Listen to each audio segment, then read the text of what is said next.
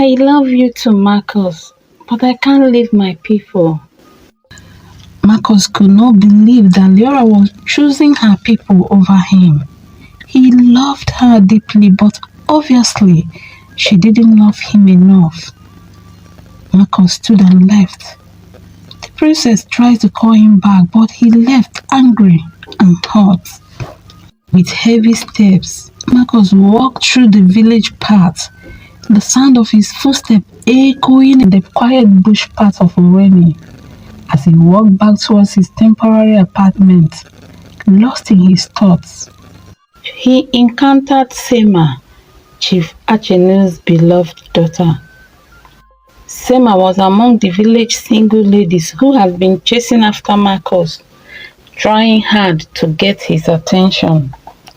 She approached him with a warm smile that faltered slightly as she noticed his troubled expression.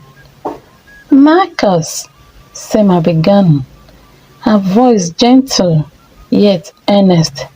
"Is everything all right? You seem troubled." Marcus sighed, running a hand through his hair in frustration.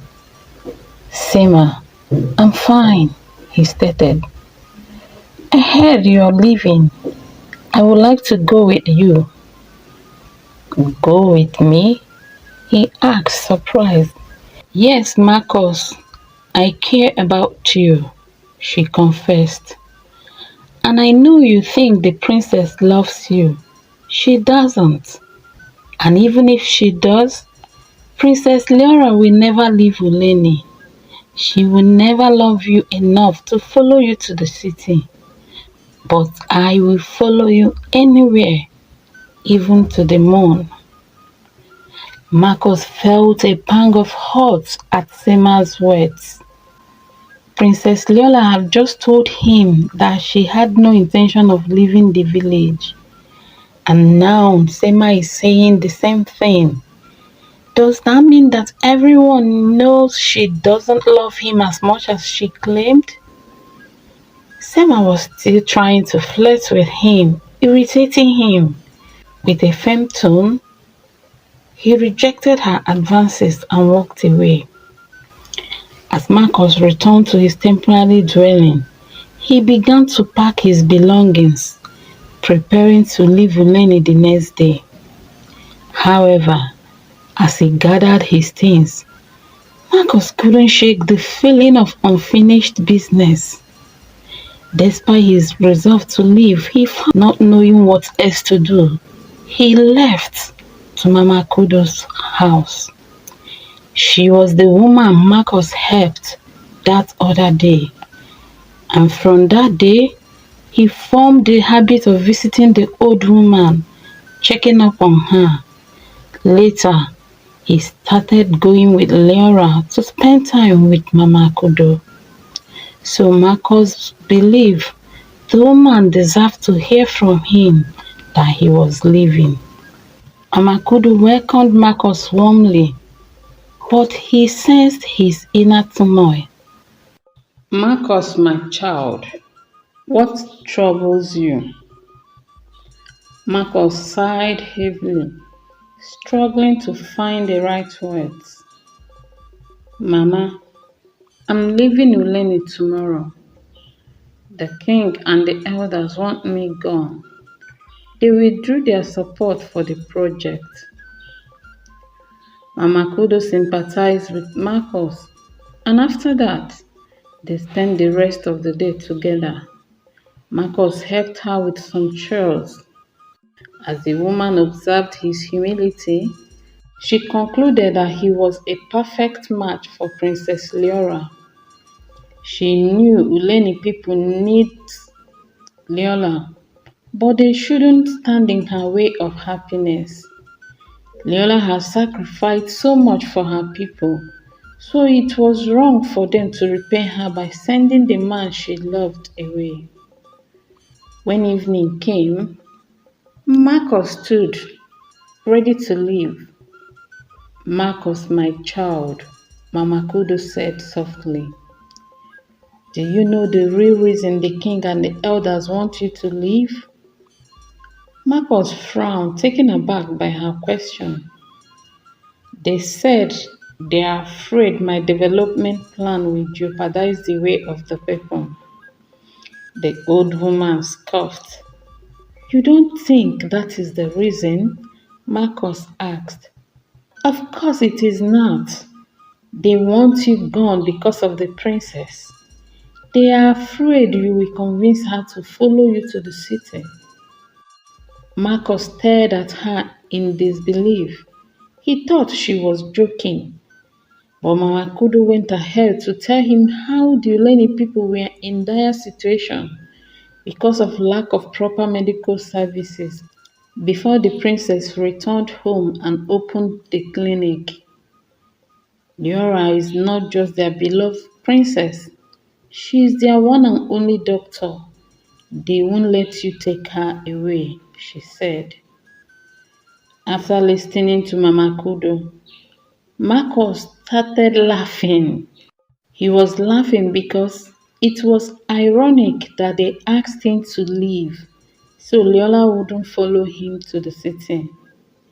They should not have bothered because she already told him she had no intention of leaving. After thinking about it, Marcus decided to confront the princess. Since she had already made up her mind not to go to the city with him, she should at least tell her father and the elders so they will allow him to finish the project he was there to do. Having made his decision, Marcus thanked Mama Kudo and left. Meanwhile, the princess was having a difficult time. She felt a great sense of loss at the thought of not being able to see Marcus again. Although she didn't want to leave the village, she did not want to lose Marcus either. She loved him and wanted to spend the rest of her life with him. If only her father and the elders had not asked him to leave. What was she going to do? She had never felt for anyone what she feels for Marcus. And now he was leaving. No, she couldn't let him leave. She must do something. Wiping her tears, Yora rushed out of the clinic to go and speak to Marcus.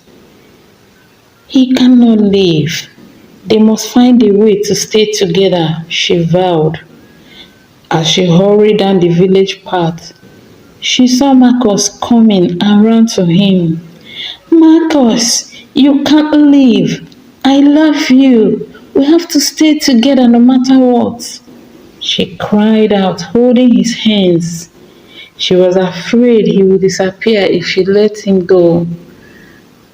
Marcus was touched that she was willing to fight for their love. He felt relieved knowing he was not the only one torn apart by their imminent separation. After calming the princess down, he told her what he had found out from Mama Kudo. Princess Liora was shocked to find out that her people would do this to her. How can they plan to send the man she loved away just to keep her in the village? She felt betrayed by her father and her people. In anger, she turned and ran to the palace. King Adisa was relaxing in his chamber when Liora stormed in. She stood before him, eyes flashing with a mix of defiance and hurt. Father, is it true that you asked Marcus to leave because of me? Her voice trembled with a mixture of accusation and pain. King Adisa sighed deeply, meeting her gaze with a heavy heart. Liora, how did you find out? It doesn't matter how I found out. What matters is why. Why will you do this? My daughter, you know why. Our people cannot afford to lose you. You are the only medical doctor we have. Father, don't you understand? If Marcus continues with these development plans, it will attract people to our village. We will have more doctors willing to live in this village. Liora argued, my dear, we can't risk the health of our people based on assumptions. We don't know what will happen in the future, the king stated. Dad, you and the elders had no right to decide my future like that. I have no intention of leaving the village, but even if I do, it is my decision to make. Father, I know I have responsibilities as the village doctor, but I also have a life beyond these walls. We know, Liora, you have dedicated yourself to our village and we are grateful. The village needs you more than you know. I cannot allow a union that will threaten our community. The city has taken many of our brightest minds. We cannot afford to lose you too. Liora's eyes filled with tears. She couldn't believe what she was hearing. Her father was sacrificing her happiness for the good of the people. I'm sorry, my love, but try to understand. You are not an ordinary village girl.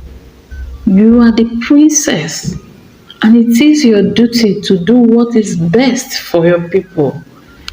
The king said, trying to appeal to her kind heart. But Liora was disappointed.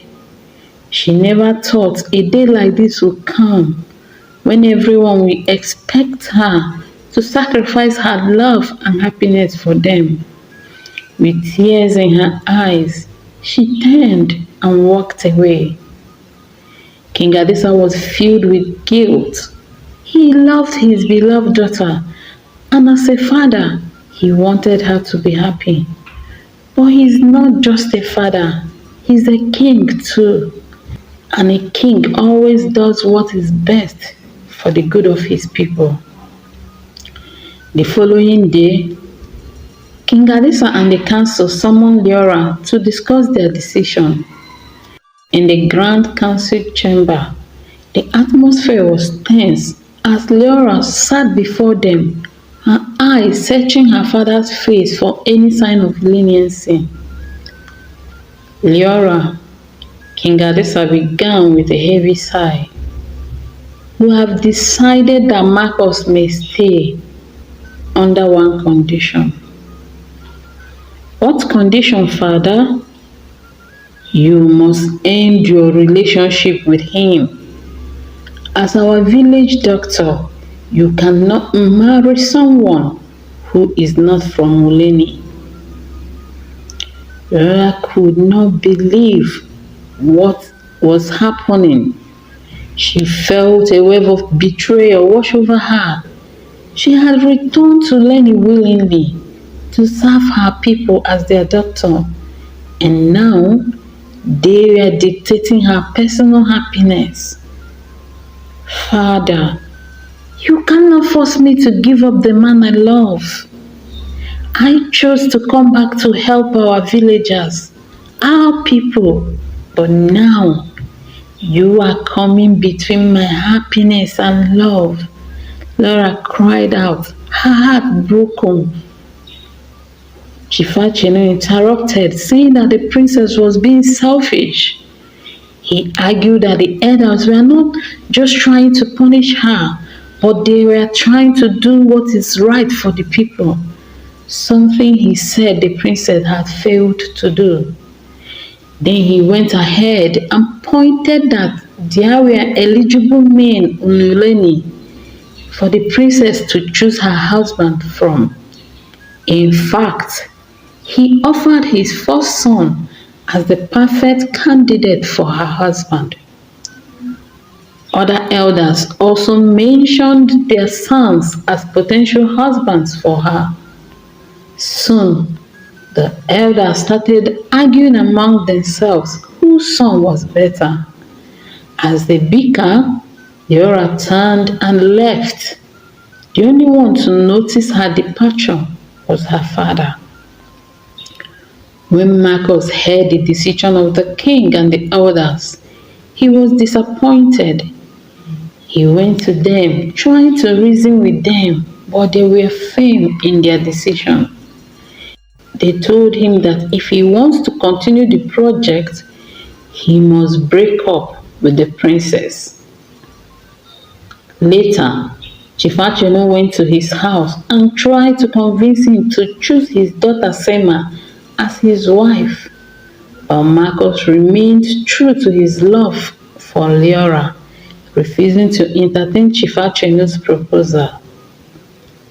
As the days passed, the betrayal Liora felt from her father and the elders ate at her, and her spirit began to wither. She lost interest in her work and the people. Her job, which used to bring her joy and happiness, now seemed like a chore. Marcus was the first person to notice the changes in her. He tried to cheer her up, promising to find a way for them, but nothing he did worked. It was as if her light had been switched off. The once vibrant princess stopped smiling. Her dedication to the villagers waning, and soon everyone began to notice and to talk about it. Concern spread throughout Tuleni, including among the elders and King Adisa. They saw their beloved princess losing interest in the people she loved. As a father, King Adisa was worried. He tried to prioritize his daughter's happiness. He tried to change the elders' decision, but Chifachenu and his supporters stood firm. Now, all of them wished their sons to be the one to marry the princess, especially Chifachenu, whose desire was not only for his son to marry the princess, but he was also determined to see Marcus marry his daughter Sema. As the days went by, Marcus did everything to get Liora out of her depressed state, but nothing worked. He had tried to reach a compromise with her, but Liora was too focused on the betrayal she felt to listen to him. Marcus was on the brink of losing his mind. He couldn't stand watching the woman he loves lose interest in life and wither away. In a desperate move, he went to Mama Kudo to seek counsel. Mama Kudo asked him probing questions about his feelings for Liora and what he would sacrifice for her. Through their conversation, Marcus realized just how deeply he loved the princess and was willing to make significant changes for their future together. Mama Kudo helped him see that he could balance his life between the city and Uleni. He had a capable team to manage his business in his absence, and with modern technology, he could work remotely from the village, visiting the city only as needed. Now that he saw a way for them, the heaviness in his heart lifted. From there, Marcus went to the clinic to see the princess. For the first time since the king and elders gave their ultimatum, she smiled warmly at him. "I've decided to leave the village," she declared. "Let's go together. I don't want to stay 1 minute in this village anymore." Marcus was shocked. Liora had already told him that she would never leave her people, but now she can't wait to leave. Her decision should have made him happy, but he didn't, because he knew it was coming from a broken heart. Liora will never be happy if she abandoned her people. "I shouldn't have returned here. I should have stayed back in the city like all the youth that have left to reign, she said and broke down into tears. Marcus hugged her. He held her tight and allowed her to cry to release her pains. After she had calmed down, he told her that he has decided to stay in the village and visit the city often to handle his business. But instead of rejoicing as he expected, Liora got angry. She said the villagers did not deserve that sacrifice from any of them. Marcus assured her he wasn't doing it for the villagers, but for them. He told her he had fallen in love with her people and would like to live among them. He told her he loved visiting the people with her to check up on their well being, that he loved knowing that if he did not show up for a day, people would notice and come to check if he was okay.